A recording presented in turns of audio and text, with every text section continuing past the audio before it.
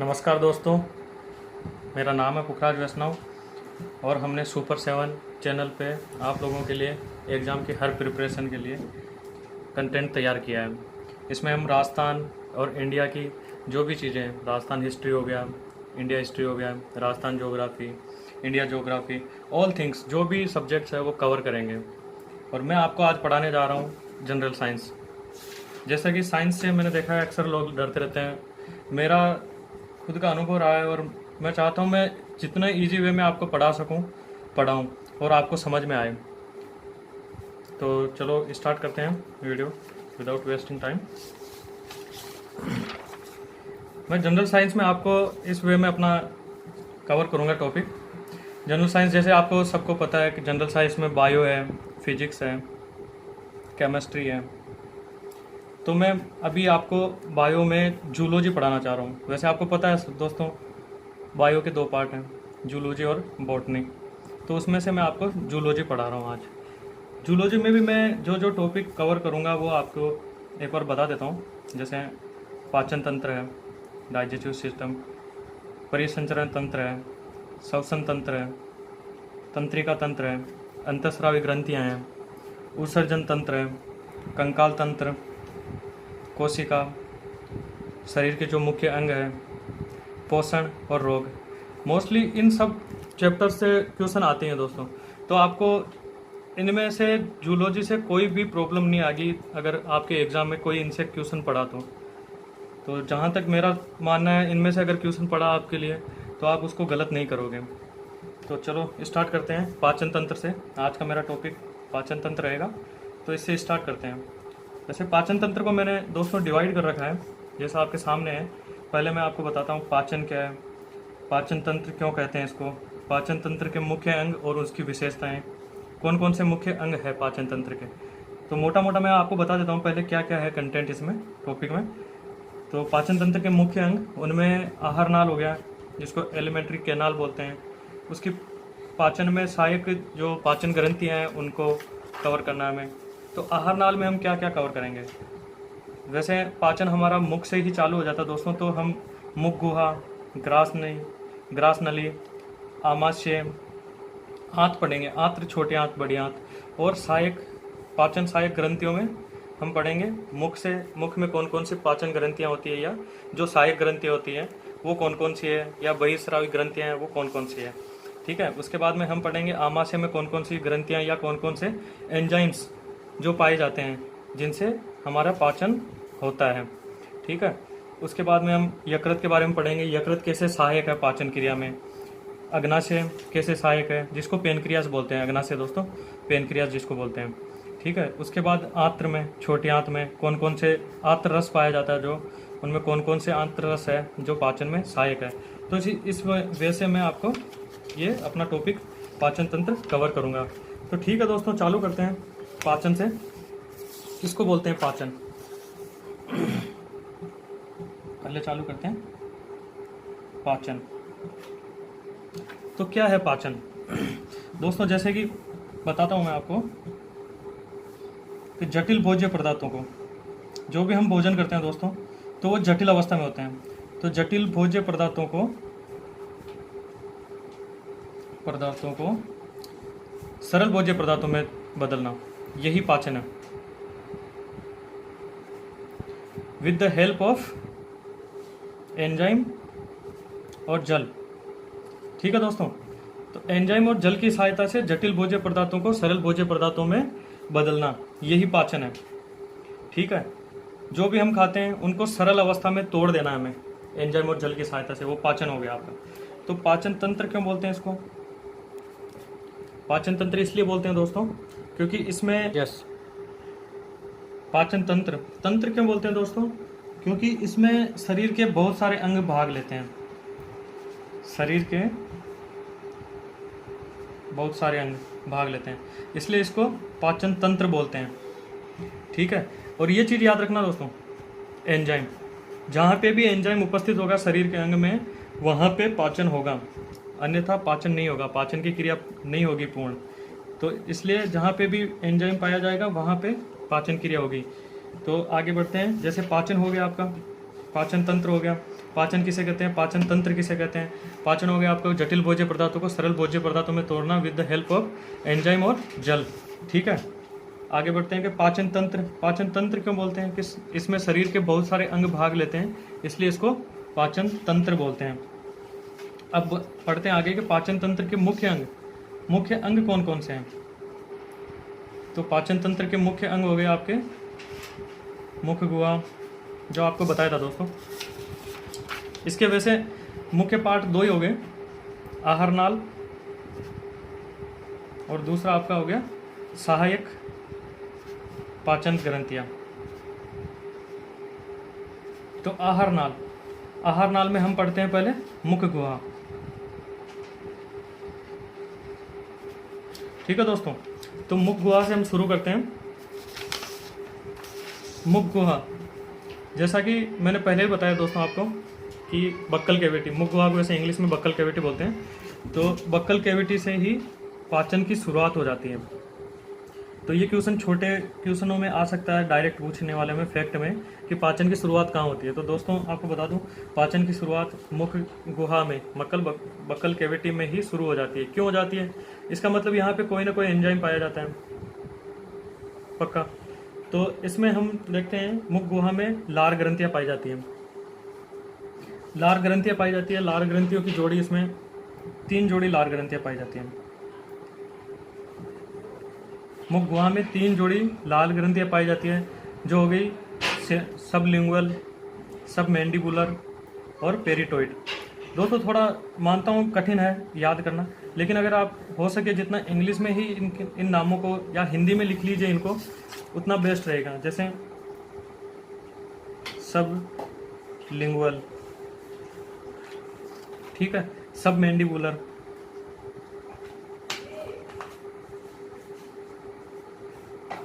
और पेरिटोड। ठीक है दोस्तों, तो ये 3 जोड़ी लार ग्रंथियां पाई जाती हैं। ये जो पेरिटोइड है आपकी, ये सबसे बड़ी लार ग्रंथि है, पूछा जा सकता है डायरेक्ट क्वेश्चन के हिसाब से, सबसे बड़ी है। इसमें अगर सूजन आ जाए तो आपने पढ़ा होगा गलसुआ या मम्पस रोग, तो वो हो जाता है। ठीक है दोस्तों, तो लार ग्रंथियों से कौन कौन से एंजाइम्स निकलते हैं, क्योंकि हमने पढ़ा है कि बक्कल कैविटी में ही पाचन की शुरुआत हो जाती है। तो लार ग्रंथियों में पक्का एंजाइम पाए जाते होंगे। तो कौन कौन से एंजाइम पाए जाते हैं, तो एक हो गया आपका टाइलिन, ये पी लिखा हुआ है दोस्तों, तो ये पी साइलेंट है यहाँ पे, टाइलिन, PTYLIN,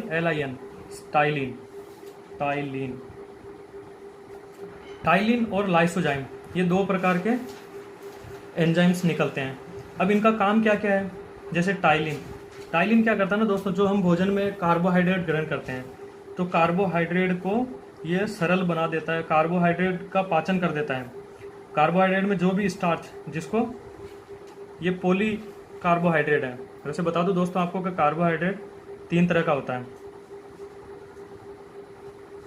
3 तरह का होता है, मोनो कार्बोहाइड्रेट, पॉली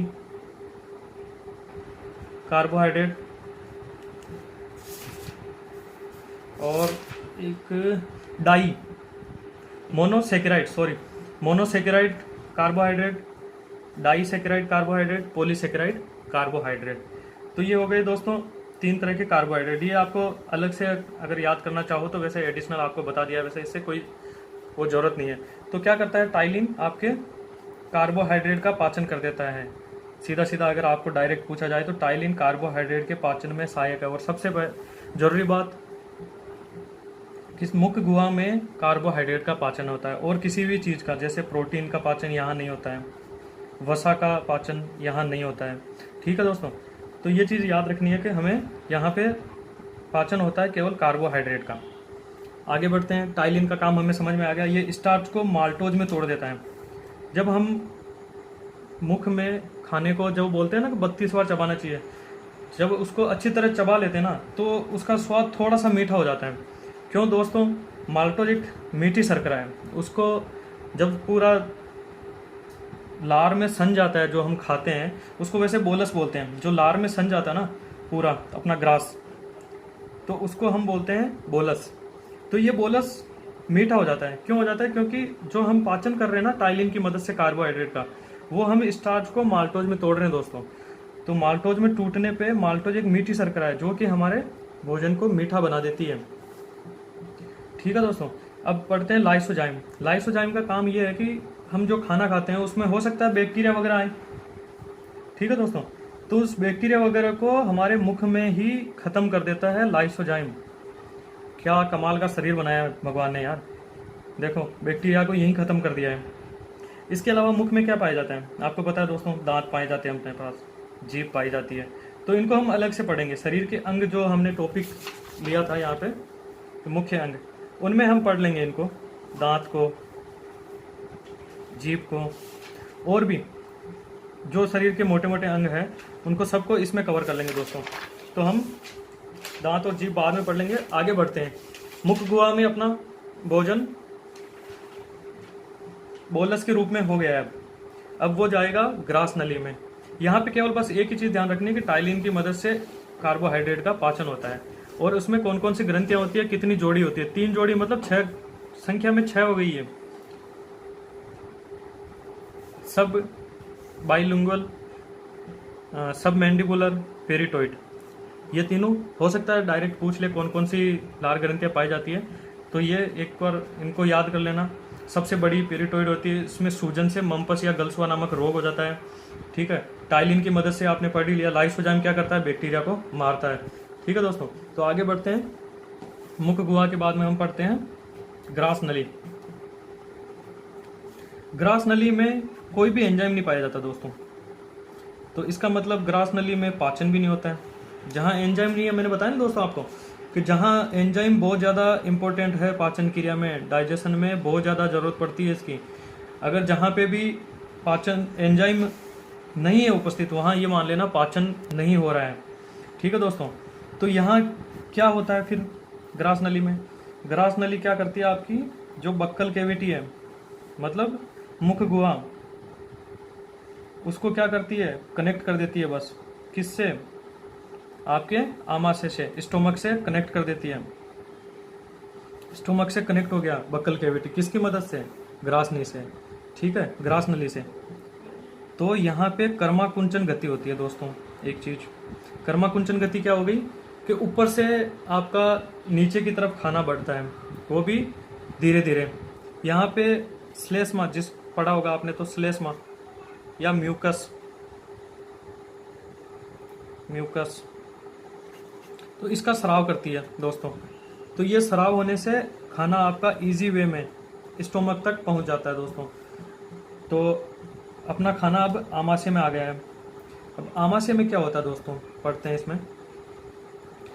आमाशय में होती है जठर ग्रंथियां, गैस्ट्रिक ग्लैंड्स। मैंने बताया दोस्तों कि सहायक पाचन ग्रंथियां होती है। तो ग्रंथियां एक आपने पढ़ ली है, मुख गुहा में होती है। तो मुख में जो अलग से वैसे पढ़ा दूंगा मैं आपको सहायक पाचन ग्रंथियां, लेकिन एक बार इनका नाम याद रख लेना। इनकी और भी जो विशेषताएं हैं वो सारी मैं बता दूंगा। जैसे सबलिंगुअल मुख में पाई जाती है, सब मैंडिबुलर, पेरिटोइड। तो ये तीनों मैंने इसलिए यहाँ पे बना रखा है कि ये तीनों लार ग्रंथियां पाई जाती है मुख में। अब आमाशय में कौन कौन सी जठर ग्रंथियां होती है यहाँ पे, और उनसे कौन कौन से एंजाइम निकलते हैं? तो जठर ग्रंथियां क्या करती है ना, HCl का उत्प्रेरित करती है। HCl एक अम्ल है जिसका स्टोमक में उत्सर्जन होता है। जो क्या करता है HCl ये एक इतना स्ट्रॉन्ग अम्ल है ना दोस्तों कि ये भोजन को गलाता है, उसको सड़ने से बचाता है। और प्लस अगर आपने कंकड़ पत्थर जो भी खा लिया ना दोस्तों, तो हमारे पेट की ताकत इतनी ज़्यादा होती है ना कि ये HCl उसको भी गला देता है। देखो कैसा भगवान ने कैसा शरीर बनाया यार हमारा। सोचो एक बार कि HCl की मदद से जो कंकड़ पत्थर भी अगर चले गए हैं खाने में, छोटे मोटे, ऐसे नहीं कि आपने पूरा पत्थर ही खा लिया और फिर बोलोगे कि हाँ HCl हमारा पचा दे, ऐसा नहीं दोस्तों। तो कंकड़ पत्थर जो छोटे मोटे अपने साथ में चले जाते हैं भोजन में, उनको भी पचा देता है दोस्तों HCl। साथ में एक तो बैक्टीरिया यहाँ पे लाइसोजाइम मार देता था मुख गुहा में, यहाँ पे भी HCl बैक्टीरिया जो भी भोजन के साथ में जो बच गए हो, जो स्टोमक में चले गए हो, उनको भी मार देता है बैक्टीरियाओं को HCl। ठीक है दोस्तों, और प्लस उसको सड़ने से भी बचाता है। इसको खाने को, खाना अपना सबसे ज़्यादा 4-5 घंटे स्टोमक में रहता है। वैसे सबसे ज़्यादा बढ़िया इसमें रहता है छोटे आंत में ज़्यादा टाइम तक, लेकिन अपने उसके बाद में आमाशय में, स्टोमक में भी खाना कुछ टाइम के लिए रहता है, तो वहाँ पे भी हो सकता है वो सड़ जाए, गल जाए, सड़ जाए, गल जाए क्या, गलता तो है ही, लेकिन सड़ने से बचाने के लिए भी HCl की बहुत बड़ी भूमिका है दोस्तों। तो देख लो यहाँ पे HCl की कितनी बड़ी भूमिका है। भोजन को गलाता है, कंकड़ पत्थर अगर साथ में चले गए तो उनको गला देता है, बैक्टीरिया जो भी अगर भोजन में साथ में चले गए हैं तो उनको भी मार देता है, और भोजन को सड़ने से बचाता है। तो देखो दोस्तों कितना अच्छी चीज़ है कि शरीर में नेचुरली कितना क्या बना रखा है यार भगवान ने। उसके बाद में HCl क्या करता है, ये 4 टाइप के आपके एंजाइम है उनको उत्प्रेरित कर देता है। कौन कौन से हैं, जैसे पेप्सिन है, रेनिन है, गैस्ट्रिक लाइपेज है और म्यूसिन है। तो दोस्तों पेप्सिन, ये नाम इंग्लिश में ही याद कर लो तो मेरे हिसाब से सबसे बढ़िया रहेगा, नहीं तो हिंदी में आप बस केवल इनको लिख सकते हो। जैसे बता देता हूँ आपको, पेप्सिन, रेनिन,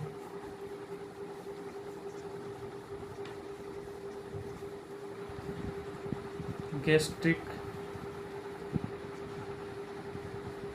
लाइपेज,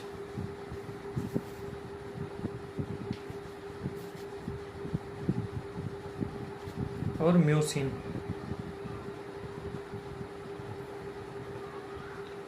तो दोस्तों हिंदी, वैसे मेरे हिसाब से हिंदी के पीछे इतना मत पड़ो कि भाई हिंदी में, क्योंकि ये कुछ टर्म्स है, कुछ ऐसे नाम है जो आपको इंग्लिश में ही याद करो तो मेरे हिसाब से सबसे बेटर रहेगा।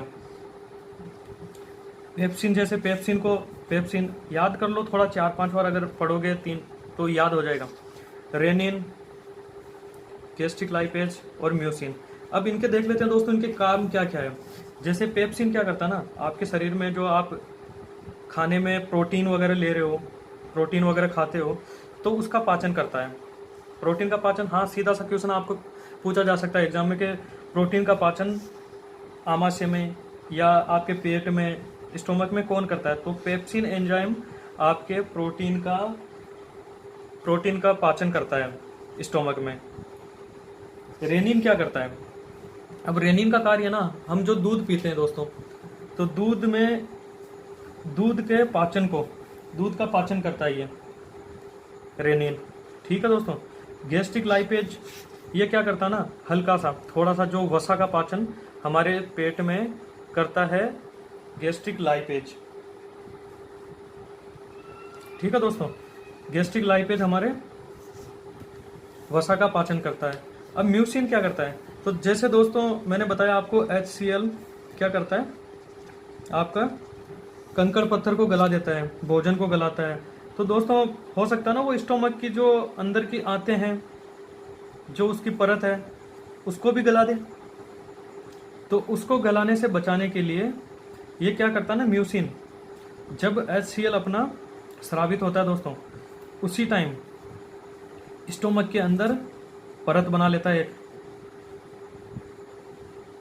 एक परत बना लेता है पूरी, और उसको आमाशय को, स्टोमक को, आपके को, उसको भी गलने से, क्योंकि हो सकता है ना HCl इसको भी गला दे, दीवारों को। तो उसको जब आपने भोजन नहीं किया हो ना, जब आप 3-4 घंटे आपने खाना नहीं खाया हो, तो आपका पेट खाली हो, तो उस टाइम HCl तो है ही आपके पेट में, तो हो सकता है वो आपके आमाशय को नुकसान पहुंचाए। तो उस नुकसान से बचाने के लिए म्यूसिन आपके पेट के अंदर दीवार बना लेता है चारों तरफ, और उसको प्रोटेक्ट करता है, ठीक है दोस्तों। और अगर आपने भोजन नहीं किया हो, और ये क्या करता है ना म्यूसिन, ये आपका चारों तरफ जो दीवार बनी हुई है, ये HCl इसको काटता रहेगा, और जब आपने भोजन कर लिया हो तो वो उसको उस तरफ बिजी हो जाएगा और इसको काटना बंद कर देगा म्यूसिन को। अगर आपने 5-6 घंटे खाना नहीं खाया हो तो क्या करता है ना दोस्तों, वो इसको नुकसान पहुंचाने लग पड़ता है आपकी अंदर की दीवारों को, और वो म्यूसिन को भी हो सकता है म्यूसिन को भी काट दे, ठीक है दोस्तों। तो इसलिए बोलते हैं ब्रेकफास्ट आपको टाइम पे करना चाहिए, भोजन आपको कर लेना चाहिए टाइम पे, ताकि आपके अंदर में जो म्यूसिन जो दीवार पे लगा हुआ है वो कटे ना HCl से। और अगर कोई 5-6 दिन 10-15 दिन जब बंदा कंटिन्यू खाना नहीं खा रहा हो, तो उसमें ये HCl इस दीवारों को नुकसान पहुंचाता है, और उससे पेप्टिक अल्सर नामक रोग हो जाता है। ठीक है दोस्तों, तो म्यूसिन इतना हेल्पफुल है आपके पेट में। इसके बाद में हम पढ़ते हैं दोस्तों आंत्र। ये दोस्तों ये चीज़ हम कल पढ़ेंगे। आंत्र से चालू करेंगे। आंत्र में छोटी आंत और बड़ी आंत, ये कल चालू करेंगे। तो होप करता हूँ आपको समझ में आया होगा। जितना मैंने पढ़ा है मैंने अच्छे से कवर करने की कोशिश की है वैसे इस टॉपिक को। वैसे है ये थोड़े बहुत जैसे सबलिंगुअल, मंडिबुलर, पेरिटोइड और pepsin, Réunion, gastric, lipase, mucin, ये सारे कुछ नाम ऐसे हैं ना जो थोड़े से आपको लगेंगे। टाइलिन हो गया, जैसे लाइसोजाइम हो गया, थोड़ा डिफिकल्ट लगेंगे पढ़ने में, लेकिन एक दो बार जब आप पढ़ोगे तो आपको इजी वे में याद हो जाएंगे दोस्तों। मेरे हिसाब से मैंने बहुत अच्छे से पढ़ाया है और आशा करता हूँ आपको समझ में आया होगा। अगर आपको समझ में आया हो दोस्तों तो सुपर 7 चैनल को सब्सक्राइब कीजिए दोस्तों, और अधिक से अधिक अपने दोस्तों के साथ में शेयर कीजिए दोस्तों। थैंक यू, धन्यवाद।